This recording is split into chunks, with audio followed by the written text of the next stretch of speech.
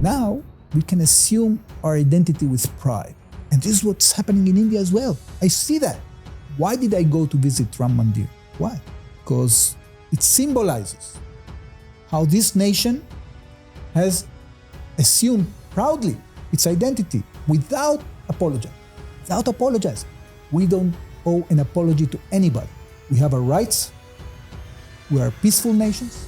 We are seeking peace, but we are not going to hesitate from gaining what we need through solidarity, through cooperation, through positive thinking, reforming ourselves, improving ourselves in a constant way in order to achieve what our peoples deserve. And this is what we have in common today between India and Israel. And that's why we like each other so much. The radical Islamists are using this vacuum.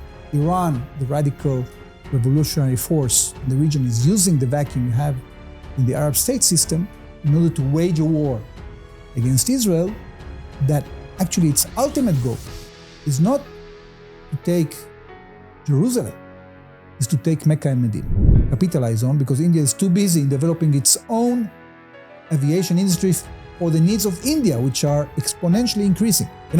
I never seen in my entire life what I've seen here in India. If you go on a plane here, it will always be full.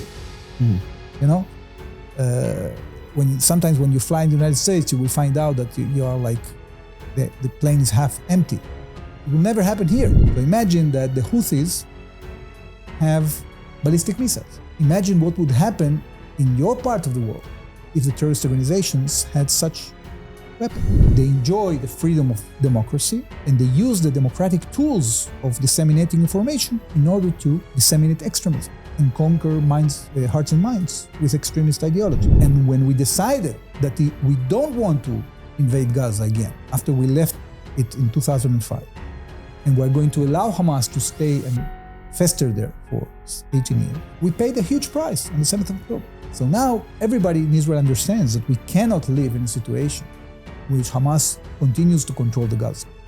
And although we want to bring back the hostages and already managed to bring 195, still have 59 left, we are not going to bring them by surrendering to Hamas.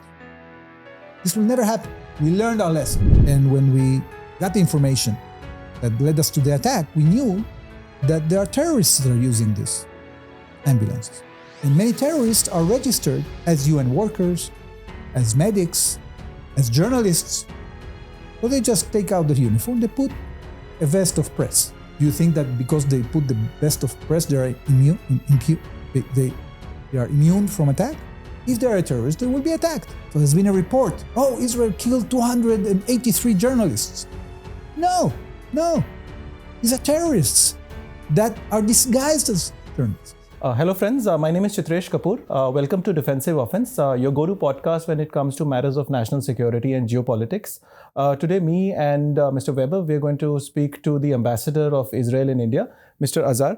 Mr. Azar has been the ambassador since August of 2024, and we like to talk on various topics, India and Israel, bilateral relations, what's happening across the world, particularly the new president that has come to US, how does that help? And we're going to talk on a whole range of these things. Welcome to Defensive Offence, sir. We'd like to hear from you, sir. So first, my question is, we've been working together for a very long time. I like to call it a civilizational connect that we have, the two of the oldest civilizations, the Sanatan Dharma and the Jewish. We have been coexisting for almost 5,000 years. But our bilateral relations or official relations started post-1992. So how do you think they have worked ever since? Where do you think, are you personally happy? Where would you want it to be? Well, thank you for this podcast, Chitresh. And, you're right. These are two ancient civilizations, and what they have in common, especially in the last 2,000 years, is that they have been challenged time and again by the invasion of foreign powers. And what we have in common is that unlike many old civilizations that have vanished from the world as a result of this invasion, we stayed. We prevailed. And not necessarily because we maintained our sovereignty over our independence, but thanks to the cultural perseverance, the memory, the power of the mind. Okay? The Jewish people even were landless for almost 2,000 years. So how do you preserve your culture in a situation in which you are not even connected to the land? We had to develop ways of keeping that. There is a famous book called The Secret of Jewish Memory. So if there's something that we excel at is when it comes to our memory. And we have different techniques. So if we have enough time, I will later on uncover some of our secrets. Okay. But we've been with India. We've been really building this amazing relationship. I think it started very quietly and almost clandestinely, because we could help each other when it comes to some security challenges. And this was very important because we started, unlike other countries that just start with diplomatic relations, we started with building trust. And this is a key for building a strategic partnership. The fact that we have trust, that we can trust each other on matters of national security. So on that foundation, which is a very strong foundation, then we, advance to build more fields or more stories to that building. Okay, we have, of course, the agricultural partnership, and here India took a very bold decision under the leadership of Prime Minister Modi to bet on our technologies. There was a company in Israel that was bought by an Indian company, that's Jain, that bought Nan. And then your government decided to build these centers of excellence and to invest in about 32 of them already. And these centers provide subsidized seedlings to the farmers and are very conducive to increasing the crops and the food security of this country. So this was done with Israeli technology, and we have complemented that with some training. This has been working amazingly. We are switching from that, continuing that, but switching also to water, because water is becoming a huge challenge in this country and all over the world. We built a commercial relation. And now we are trying to move more into the R&D, the high-tech, and infrastructure sectors. But all in all, as India rises as a global economic power, I think that the supply chains are becoming key. And we are seeing this rapprochement, this dialogue that started between India and the United States, especially after the elections in the United States. If there is another thing that we have in common between India and Israel, is that we engaged with the Trump administration, right? So although we got 2 days ago not very amazing news about new customs we'll have to pay on the entrance to the United States, when we compare it with other countries, we are much better off, right? So India, we are 17%, you guys 26%. China 54, I think. Yeah. Cambodia and Vietnam are around 50. So actually, what you would start seeing if this policy persists is that a lot of production will come to India. Take it, for example, textiles. Textile is the most flexible industry in the world because you can move the production from country to country within days. So imagine you have now prohibitive taxation in countries that used to saw for the American market. India can benefit from that a lot. And this is even before signing the agreement you're going to sign with the Americans. So we both understand, I think, that the Americans had to do an adjustment. And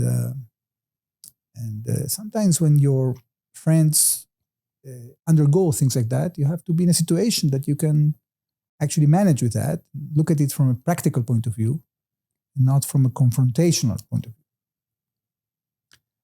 So this is a relationship that is not only important bilateral, but I think trilateral. It also bears significance and strategic meaning.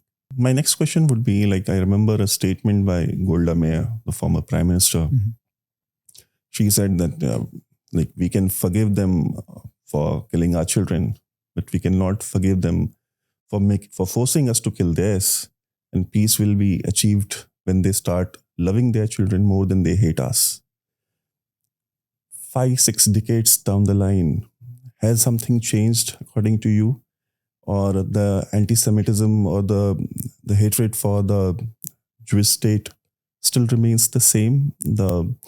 Because we recently saw just a couple of years ago, there's so many hostages who were taken, innocent lives lost, women, children, old people. Like, I mean, it couldn't get more brutal and more horrific than that. In this modern age where it was thought that anti-Semitism is over, the hatred for the Judaism is over, or the Jewish people is over. Like, from Golda Meir's statement till today, what's your overview of this? Well, that's a great question. What happened on the 7th of October was terrible on different dimensions, both in terms of the atrocities that you mentioned, some of them, that were the worst atrocities we faced since the Holocaust.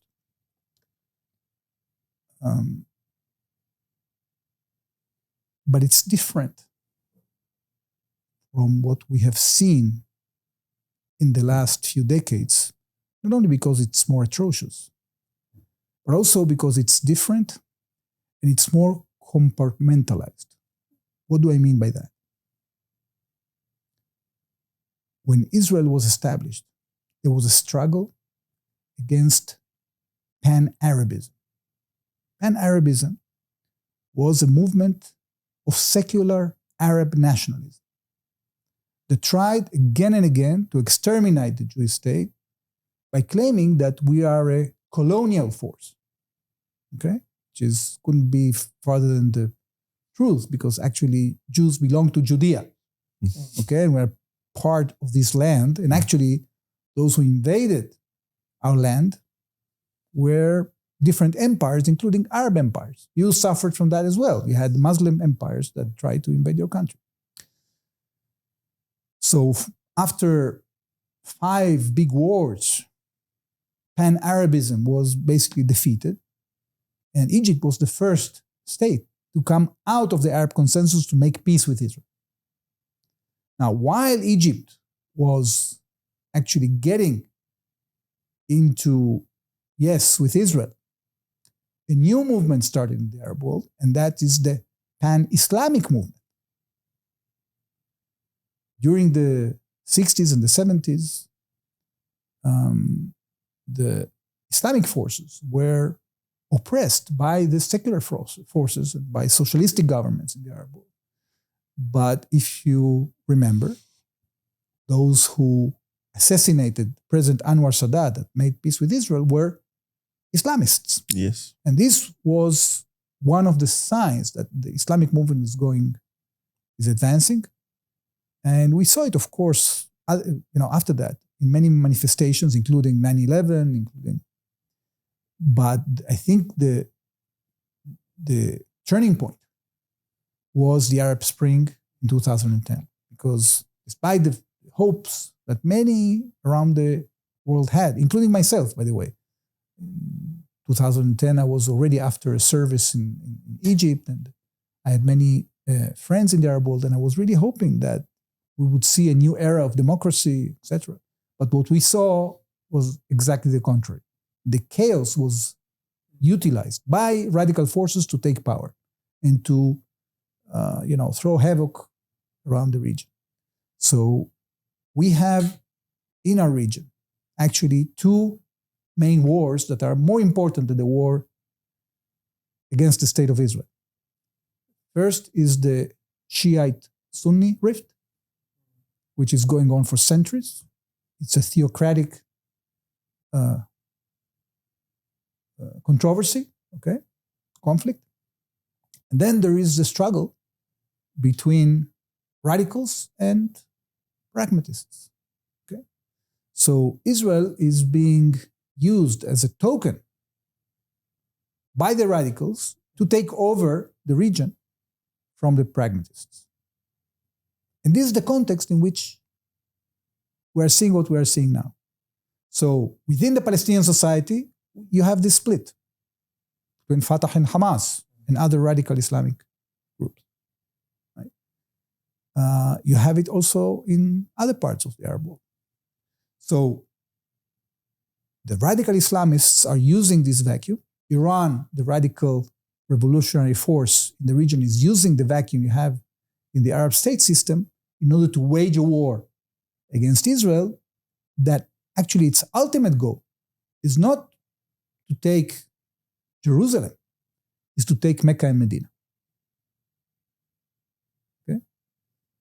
And therefore, sorry for the long answer to your short question. No, please. Golda Meir I have a follow-up question as well. was right in the sense that this is what we had then, but today, on a more positive, let's say, token, we have forces in the Arab world that actually want a partnership with Israel.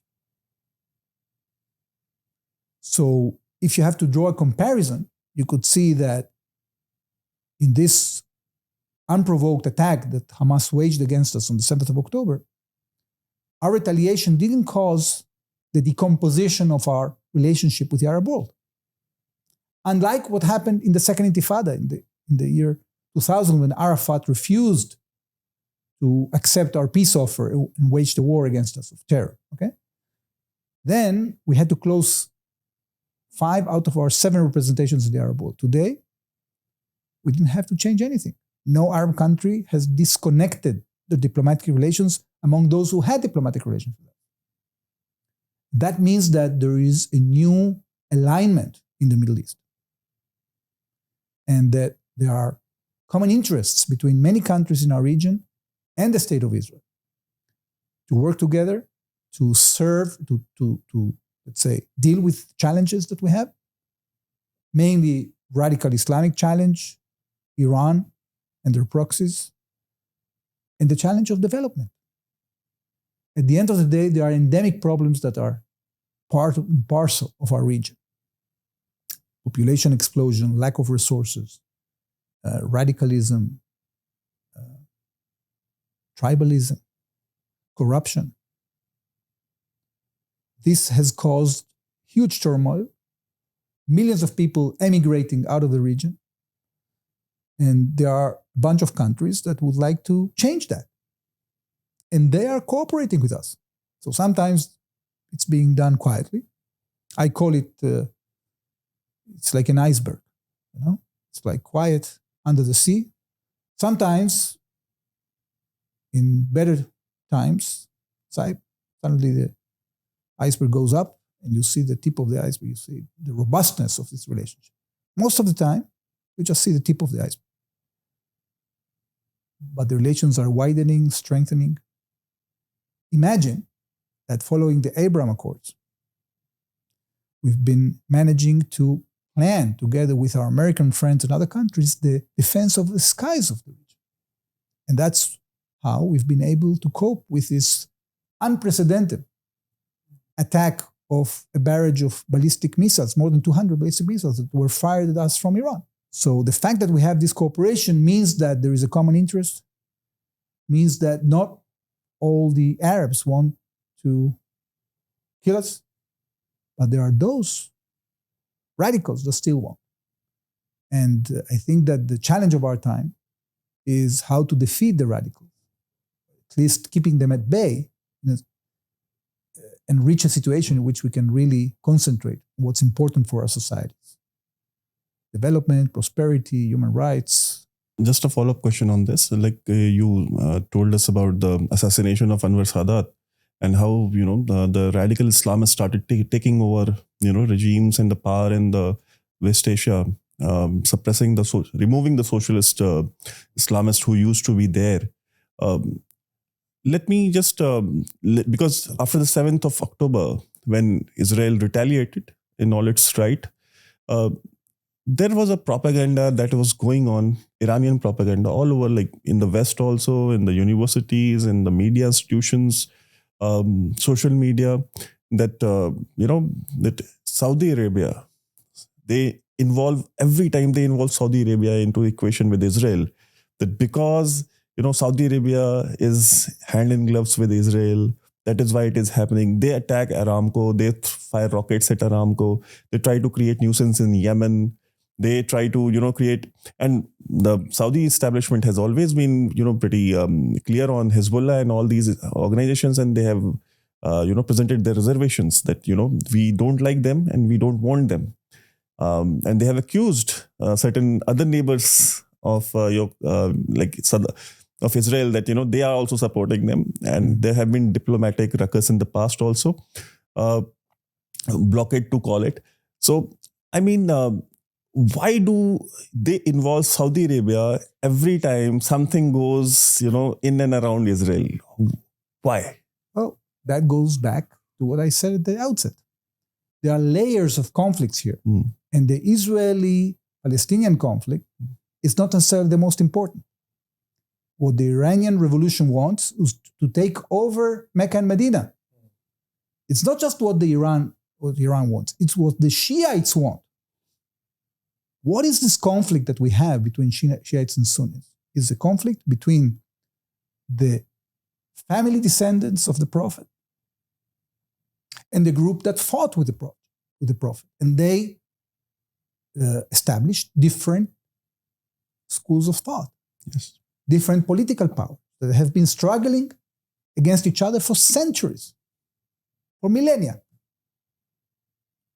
That's the connection. So, I mean, can we see Saudi Arabia recognizing Israel in near future?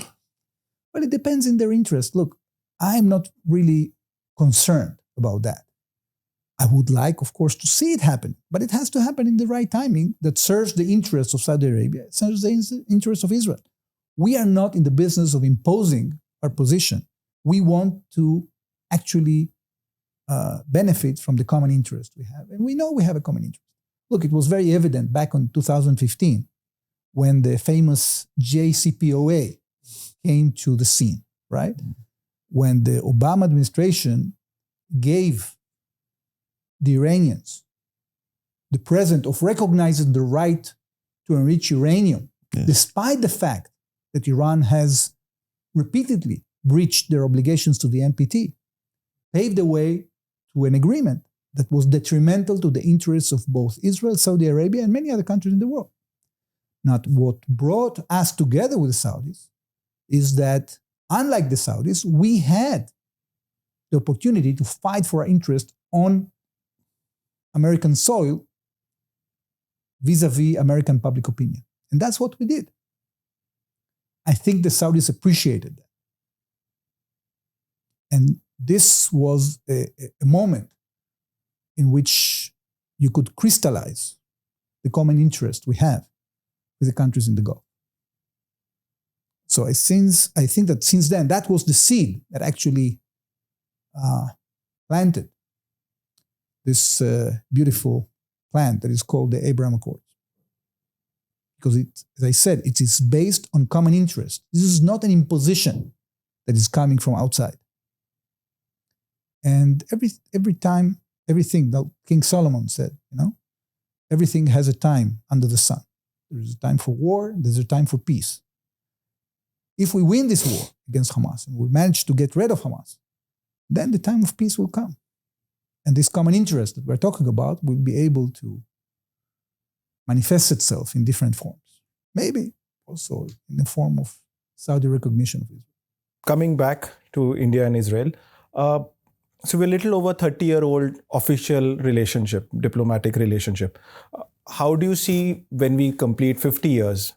Is there an aspirational target that we have that we want to be a $50 billion trade? Because yes, in India, people know that we're buying a lot of defense equipments from Israel. That is known to almost everyone. But what beyond that? Yes, there is some sort of drip irrigation, which is not really known to a lot of people here. So coming back, what is our 50-year aspirational and a 100-year aspirational that we like to cover more people-to-people connect? Because if for a normal Indian, if you were to ask him, where have you seen people from Israel? They'll say Goa. They'll say probably Hampi. They'll say Manali, Ladakh, Leh. But there has to be more than that. There has to be an educational tours that need to happen. So is there some sort of vision that you have at your level? That would be my question number one. And do you see increase in tourists? Because primarily the lot of tourists that come from India to Israel are from Kerala for all the religious reasons and stuff. Yes, at this point of time, the conflict is going on, but it will obviously go down and I hopefully finish it off. What do you think you're going to do in order to increase the tourism? And because India is a young market, we love to travel. In the last 20 years, if you'll see, people in India are now traveling abroad a lot more than what they were 20, 25 years back, including if you were to go to places like Goa, which was predominantly people from the West that were coming here. Now what is happening is the lot of expensive properties, the lot of expensive hotels, you will find 90% of the Indians staying there as tourists as compared to foreigners. So I like to understand. First of all, on the vision, yes, we have a vision. Trade is not everything. Trade symbolizes the interest of companies of exchanging transactions. But I think our relationship is much more than that. Because as I said, it's based on something that we have in common when it comes to heritage, when it comes to dealing with challenges, when it comes to mentality, but also when it comes to trust that was built during many years of cooperation on defense. And it's going to, I think, develop exponentially because of two reasons. First, the rise of India as a world economy. And second, because what we've seen during this war, the last year and a half, that India didn't turn its back on us. That India not only supported our right of self-defense, but it didn't impede anything that we needed when it comes to our chains of supply. And that, I can tell you, since I arrived here, is creating a huge fresh flow of Israelis that are coming to India, not just to Goa. Every month we have a minister here. We had the Minister of Transportation in November, Minister of Economy in December, Minister of Tourism in January, again the Minister of Economy in February with a huge delegation of 80 companies. This month we are going to have our Minister of Agriculture. Maybe next month we have another minister. I cannot disclose it because it's not yet set, but universities from Israel are coming here. They want to do R&D with Indian universities. We have a huge challenge with getting our high-tech sector to work in India because although we are interested in India is interested in us, there are some adaptations we have to do. The Israeli innovation ecosystem is very oriented towards the United States because there we get most of the investment. But when it comes to implementation of innovative solutions, India offers a great opportunity because first of all, you have a lot of skill that is being developed here and you have scalability. So we have to improve on how we do that. Okay, and this is a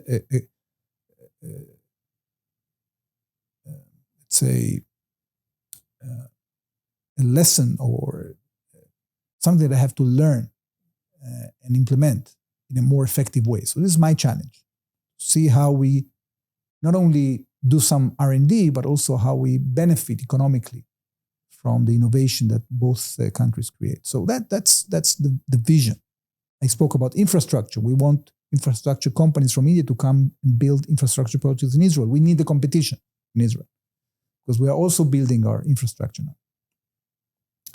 But you asked not only about the bilateral relations, you asked something else, right? The trade, people-to-people connect. Yeah. Because both Israel and India have been always in conflict ever since we got our independence in 47 and after that, you guys. What about the defense exchange program for veterans? So have we thought in those lines? Because predominantly people from Israel think India is a safe country, which it is, largely it is. So have we thought in those lines? Because there must be an aspirational target because if we don't have a goal, it will be difficult. So first of all, tourism is also increases when you have increase in the level of life, in personal income. So in Israel, we had this huge leap in the last 20 years that we advanced from a developing economy to a developed economy. So in Israel now, the GDP per capita is around about 55, okay? And Israel is like an island because most Israelis, they don't go to Lebanon, Syria, or Jordan, or Egypt, or Gaza for tourism, right? They usually fly abroad. So we have, on average, a median family would go at least twice a year abroad. That means that although we are a small country of 10 million, we buy 20 million tourism packages per year. Okay? Now, that's why a lot of people are coming here. I think that is an economic opportunity that India still has to capitalize on because India is too busy in developing its own aviation industry for the needs of India, which are exponentially increasing. You know, I never seen in my entire life what I've seen here in India. If you go on a plane here, it will always be full. You know, sometimes when you fly in the United States, you will find out that you are like the plane is half empty. It will never happen here. So it means that the demand here is much bigger than the offer, despite the fact that, you know, every year your aviation companies are growing, you know, doubling their capacity. So it means that when India goes up from 2,500 GDP per capita to 5,000, then the number of tourists from India, not only internally, but also externally, are going to grow even more. And that means that there's going to be a potential also in Israel, because being a tourist in Israel, I don't know, have you visited Israel? No, not yet. I must warn you, it's pretty expensive. Okay? So it's expensive. But I think that as much as, you know, the economy here continues to expand, and if the projections are right, you guys probably by 2050 are going to have at least $10,000 per capita. That is going to mean that you are going to have hundreds of millions of people that will have the capability to fly all over. And I think at that point, the world is going to know the Indian people more than they ever imagined that they're going to be exposed to. My next question would be, like we just spoke about what has been happening in the Middle East. Israel, we have seen what happened in Syria on the immediate neighborhood. How do you see, because the forces that came to power there, they are also not very friendly to Israel, as it was trying to, you know, some people were trying to propagate it on social media. The narrative was trying to be built in India. One, your opinion on that. And secondly, India has also been a victim of, terrorism from Iran. If we go to the history, a lot of invaders came from there, you know, killing millions of people. I mean, the mountains were made out of, you know, Indian skulls. So, but in India, it was like washed off from the history. It was never taught to people, like, because, you know, some domestic, compulsions.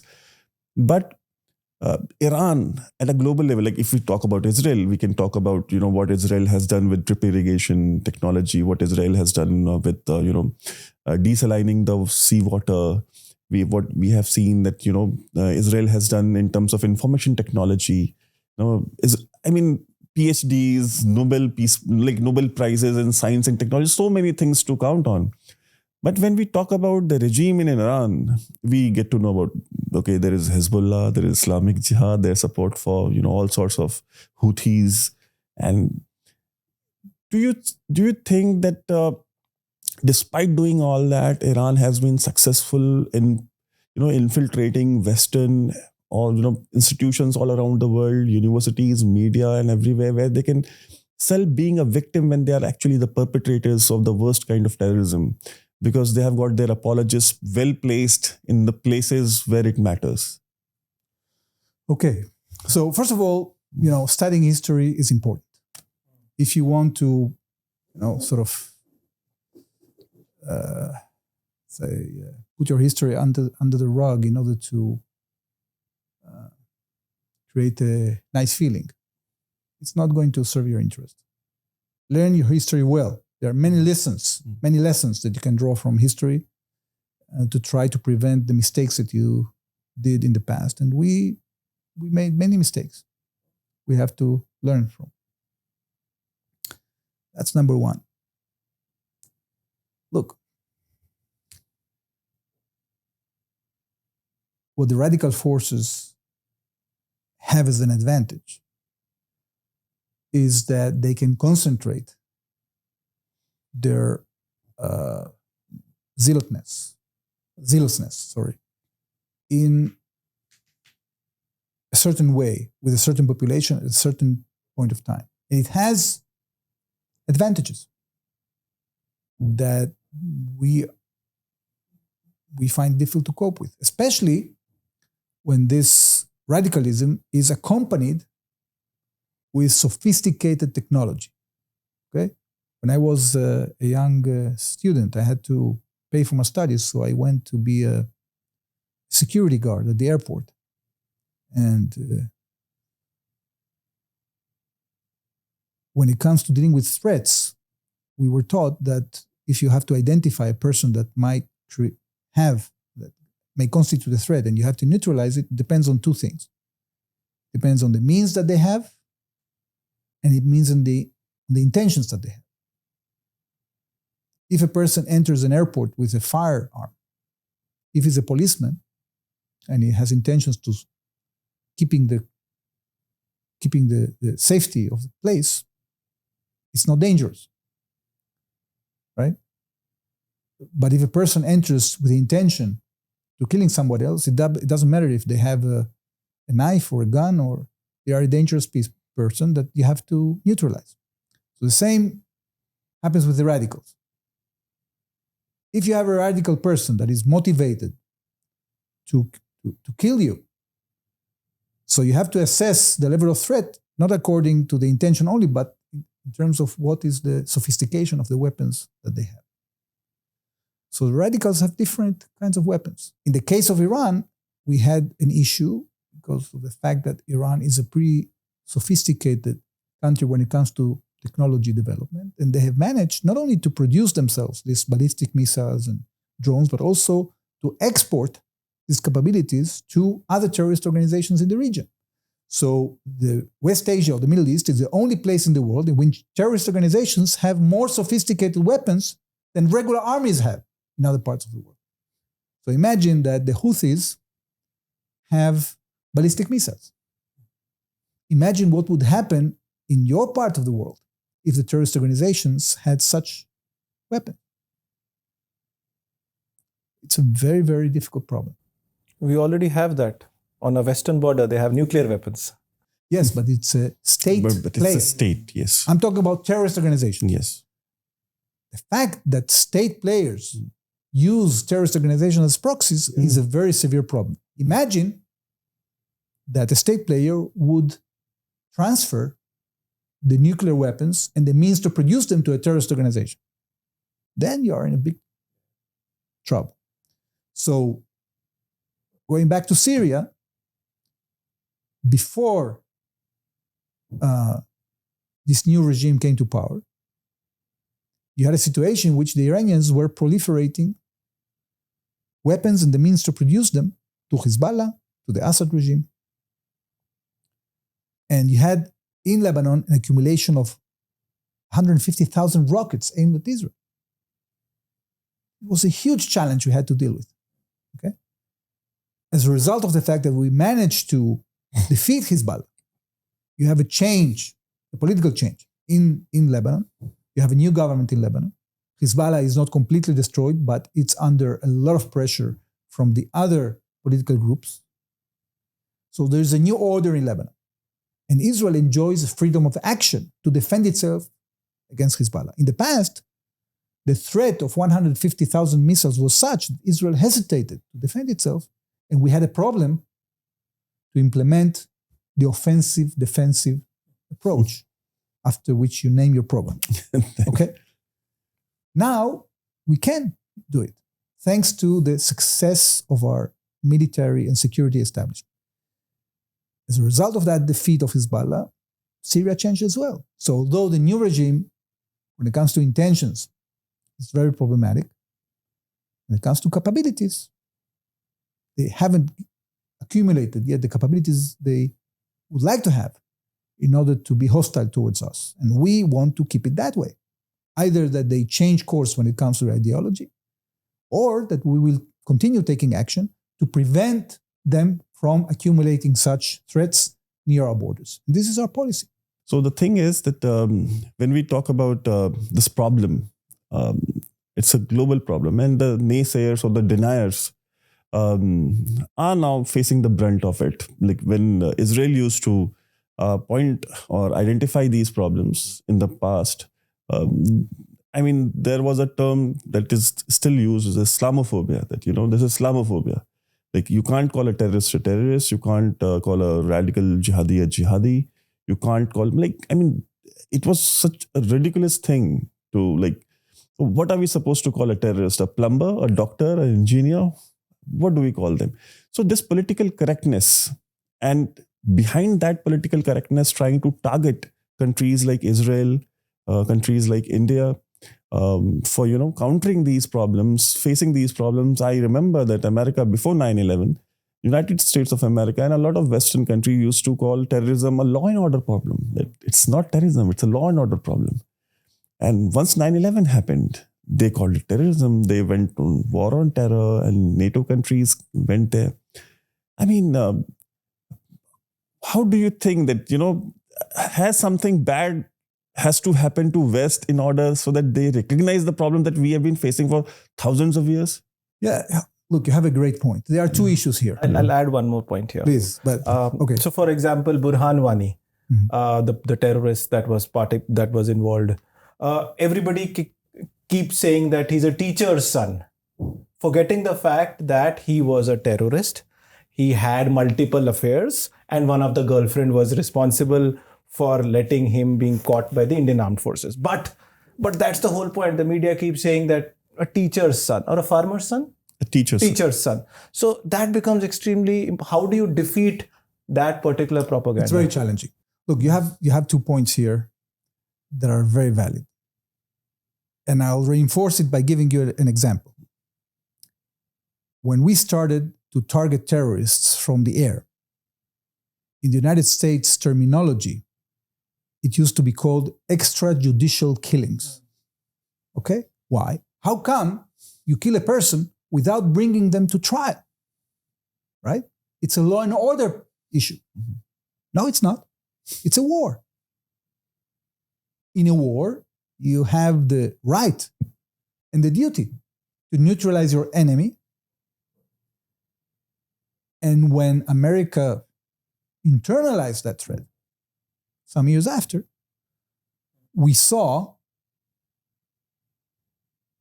that instead of invading entire countries, like Iraq, for example, or Afghanistan, the United States decided that it's maybe a more humane strategy and more efficient strategy or tactic to kill terrorists from the air.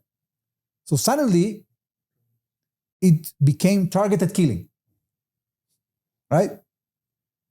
Ironically, it was the Democratic administration under Obama that used the targeted killing methodology, of course, that you are doing it according to rules of engagement that are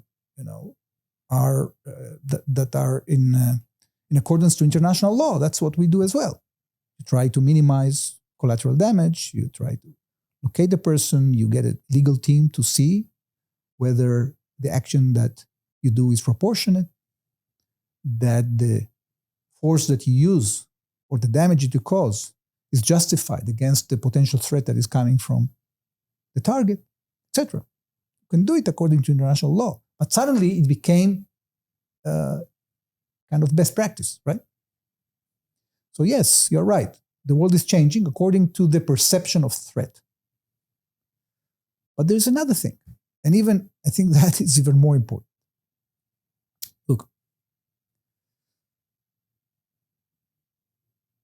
almost in every generation, you have order and that you have those that are challenging order. because they want to change the world in a way that will fit their interest. Okay? What we are seeing now is a world order that has been created mainly post-World War II, that created international institutions, that created code of conduct. We had a kind of progressive situation in which we aspired, after 2 world wars, that the human society is going to a better place. And we expected ourselves and everybody else to act according to those codes. Now, what happens when you have a revolutionary force that abuses the codes that you have created as part of the world order in order to defeat you? So they enjoy the freedom of democracy and they use the democratic tools of disseminating information in order to disseminate extremism and conquer hearts and minds with extremist ideology. What happens when a terrorist group like Hamas uses the codes that we have created to defend ourselves in times of war and defend human rights, and they operate from within hospitals? They use UN installations in order to occult their activity. We found out that the Central Intelligence of Hamas is actually under the headquarters of UNRWA in the Gaza Strip, and they are feeding from their communications and their electricity directly. And they are using them as a shield. So you have this phenomena in which they are abusing your code, and they actually are adopting your terminology against persecution of minorities in order to defend their radicalism. So the most sophisticated example I've seen is actually in Britain. You know, the Muslim Brotherhood there, they are like a human rights organization. Yes. Right? Social justice, anti-corruption. The only thing that I don't tell you is that when they take over, that's the end of the story. So the difference between the communism and the Muslim Brotherhood is that in communism, you have a dictatorship of the proletariat until the moment in which you have order, and then you have utopia, right? That's communism. With the Muslim Brothers, it's the opposite. You have utopia until they take over, then becomes a permanent dictatorship. Yeah. So for people, you know, it's very difficult to decipher that. So this, you have this taqiyya element, which, you know, it has been very, very astutely utilized in our part of the world, either to protect yourself from persecution or to occult your true goals. Yeah. So the civilization, the world civilization, is being manipulated and being exploited by these extremists in a very, very sophisticated way. And that's why you have this challenge. They use the political correctness that we have adopted against us. You spoke about Muslim Brotherhood. In the Arab world, it's called Ikhwanul Muslimin.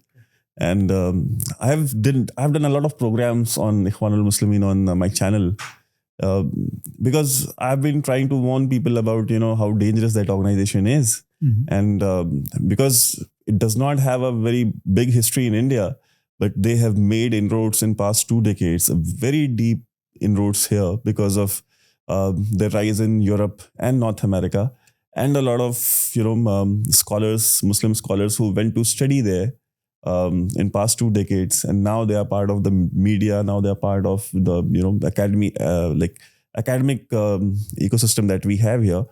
And they have been radicalizing. They have been trying to you have dealt with the Muslim Brotherhood firsthand in the Middle East, because they have been behind a lot of chaos that has been there, be it Egypt, be it other parts of the West Asian countries, and they have been trying to overthrow regimes. And they come as human rights organization. They come as defenders of the basic rights and free speech, media, journalism, this all the garbs that they can, like Taqiyya you spoke about. And So can you tell us, like our Indian audiences, what is this organization according to you? And should we be careful dealing with them, as Indians? Look, generally speaking, I think any Jewish mother will tell you always have to be careful, okay? but no, seriously speaking, look, I try to draw example. I think that ironically, the ones that have managed to grasp the magnitude of the threat were the United Arab Emirates. And they, after the 9/11, they took a decision to de-radicalize their education system. They got rid of all these Muslim Brotherhood teachers from the system. And guess what? A generation after, you don't have extremism in UAE. Okay? I think the Saudis are trying to, trying their best to do that as well. The Moroccans, there are some countries that are trying to do that. It's very challenging. We in Israel, we have a Muslim Brotherhood movement. Yeah. It's actually a party in our parliament, believe it or not. Okay? So there are also different versions of Muslim Brotherhood. Not all the Muslim Brotherhood movements have the same nature. Some of them are more extremist, some of them are more moderate. It depends on the nature of the people, on the political circumstances. I think it's very difficult to generalize. I'm glad that you told about this, because some people in India think that Israel just has Jews, nobody else. I guess 20% of your population is Muslim? No, 15%. 15%. 20% are non-Jews. Non-Jews. Okay? So we have the different minorities like Arab Muslims, Druze, Arab Christians. And they enjoy Christians. Equal rights? Yeah, well, under the law, they enjoy equal rights. Look, there's a difference between national rights and individual rights. At the national level, Israel is the nation of the Jewish people. It represents the right of self-determination of the Jewish nation. What is special about Judaism is that we are both a religion and a nation. Okay? So you have both an ethnic and a religious orientation.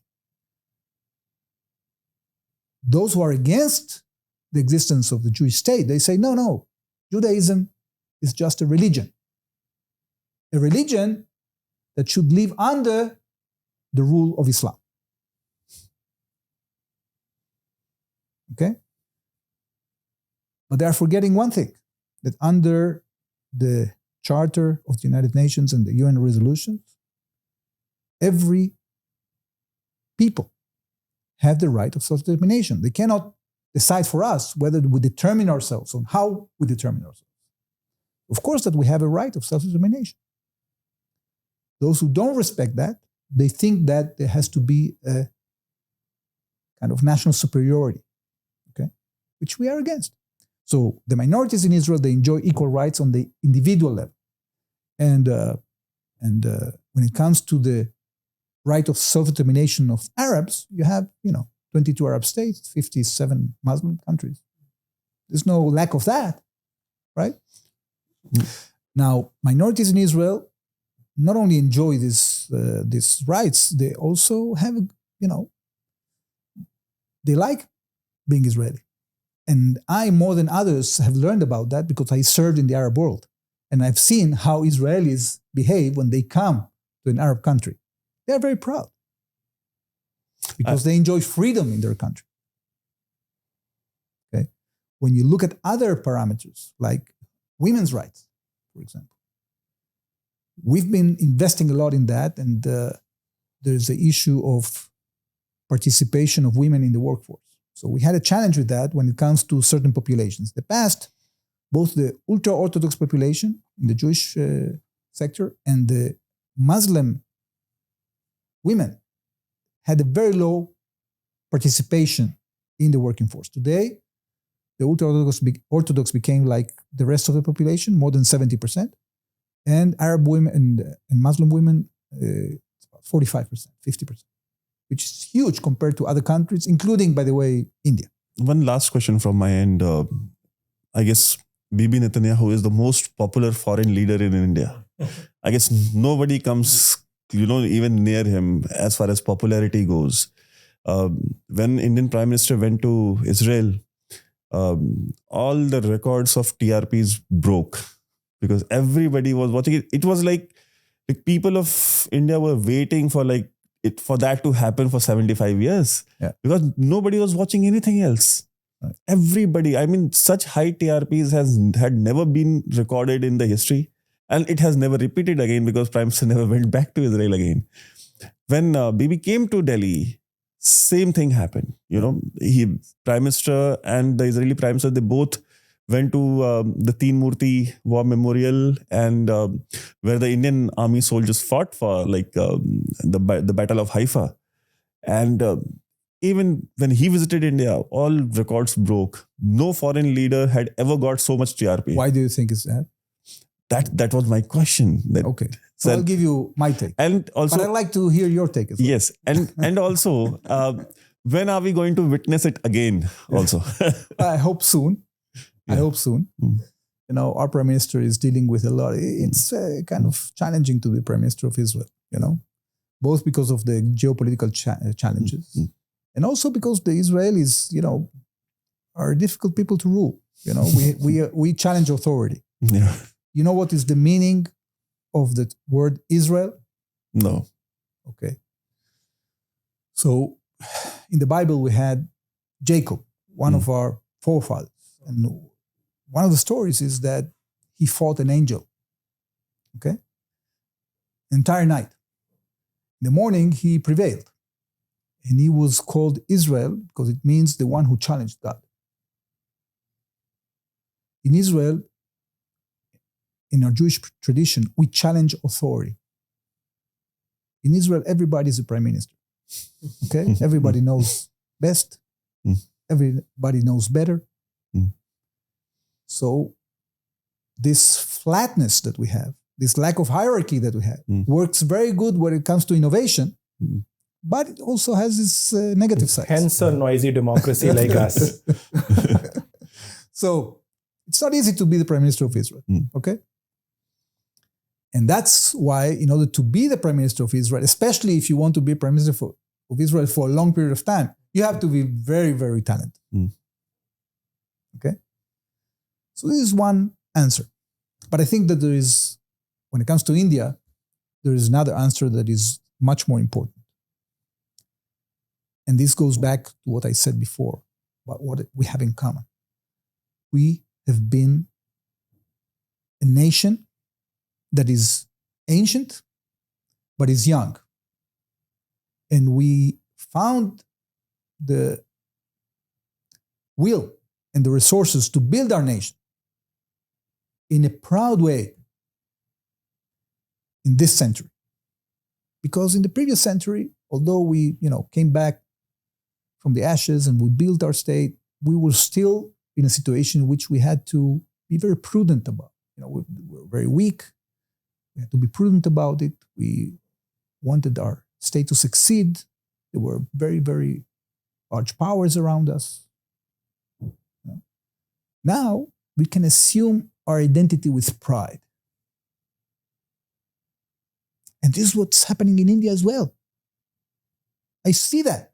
Why did I go to visit Ram Mandir? Why?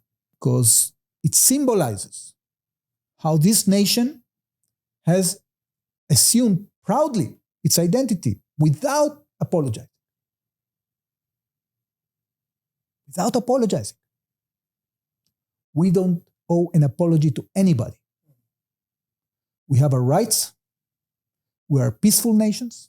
We are seeking peace, but we are not going to hesitate from gaining what we need through solidarity, through cooperation, through positive thinking, reforming ourselves, improving ourselves in a constant way in order to achieve what our peoples deserve. And this is what we have in common today between India and Israel. And that's why we like each other so much. Maybe you have another opinion. I don't know. No, I completely agree with you, every word that you have said. But as far as Bibi Netanyahu is concerned, I guess he was so popular in India and he still is. It symbolizes that. Yes. Just like Prime Minister Modi symbolizes. Yes. Yeah. They both are unapologetic. Assuming your role in history, being proactive, achieving something. Look what they have achieved. It's amazing. Look at how India is growing. Look at how Israel is growing. It's really incredible. And to a certain extent, to a great extent, leadership counts. Leadership counts. I could not imagine Abraham Accords under anybody else, if not Bibi Netanyahu. I mean, it was unfathomable. I could not, nobody could imagine. I have grown up in an era where almost every quarter, every 2-3 months, I used to, see, this happened in Gaza Strip. Arab countries, conflict, this and that, war might be possible. There might be a great war in the Middle East. These are the sounds that I grew up listening to. And, suddenly, one fine morning waking up and seeing Abraham Accords being signed and all the leaders standing in the balcony with the agreements in hand. Look, there were two ways of thinking in Israel and the region. The first set was saying, look, first of all, if we want to have peace and prosperity, first of all, we have to solve the conflict. We have to do the compromises that are needed. Then we can have peace and we can prosper. This approach was tried for many years. Sometimes it succeeded. Most of the time, it failed. Why did it fail? Because in our region, seeking peace was interpreted by some of the parties as a sign of weakness. It was an entire theory that was developed by Nasrallah, the theory of the Ankabut. It's I don't know if you know the word, Ankabut. It's the, Korea Kavish. It's the spider net, okay? So Israel is like a spider net. They can be easily removed because they don't have the motivation. The only thing that they want is just to prevent themselves from being killed. But we don't mind killing ourselves for the cause, for jihad. So for sure we can beat them.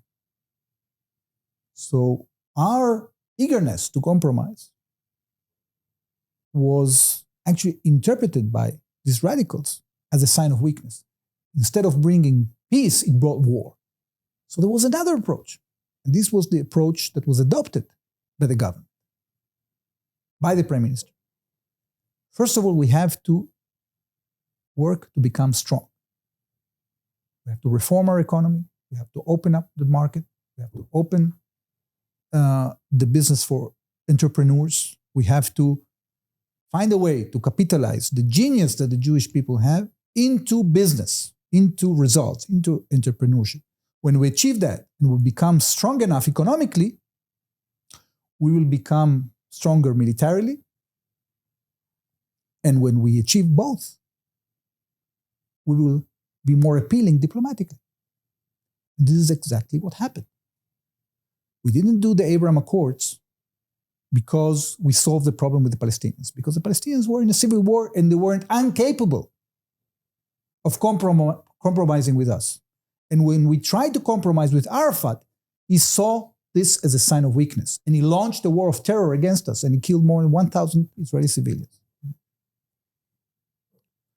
So once we became strong, once we showed that we can defeat the radicals, then the pragmatic forces in the region aligned ourselves with us in a more courageous way. So we think that the way of solving the conflict with the Palestinians is actually by creating a regional alliance with our friends in order to let the forces of pragmatism to have a victory against the forces of radicalism. And when we decided that we don't want to invade Gaza again, after we left it in 2005, and we're going to allow Hamas to stay and fester there for 18 years, we paid a huge price on the 7th of October. So now everybody in Israel understands that we cannot live in a situation in which Hamas continues to control the Gaza Strip. And although we want to bring back the hostages and already managed to bring 195, still have 59 left, we are not going to bring them by surrendering to Hamas. This will never happen.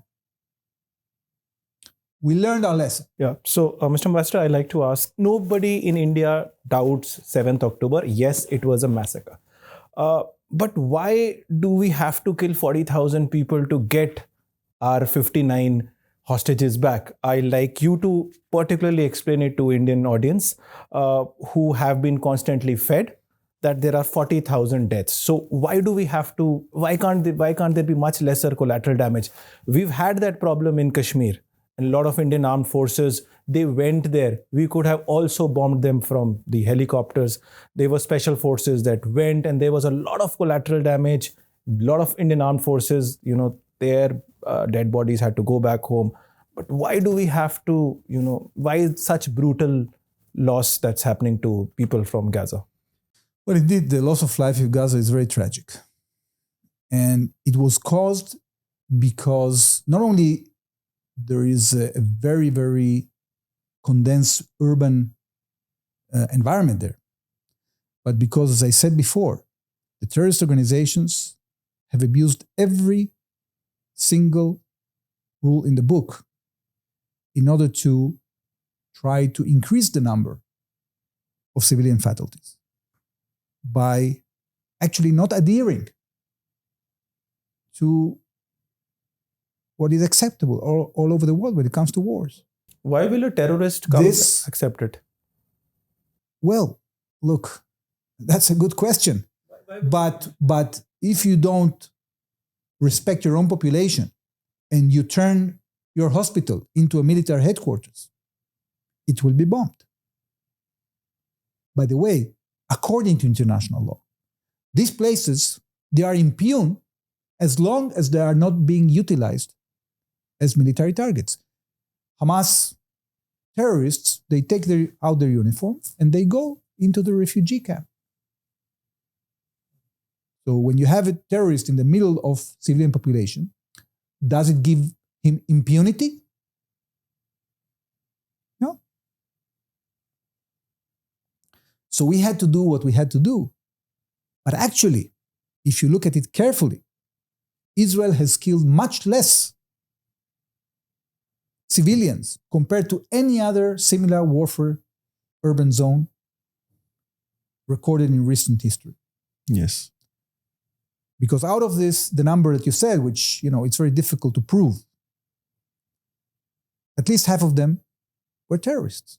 We've seen the data that has been published lately with about 50,000 names.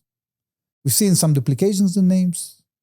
We've seen that inside the names, the people that died from natural causes were included. We saw a discrepancy between male and female, a gap of about 16,000 people.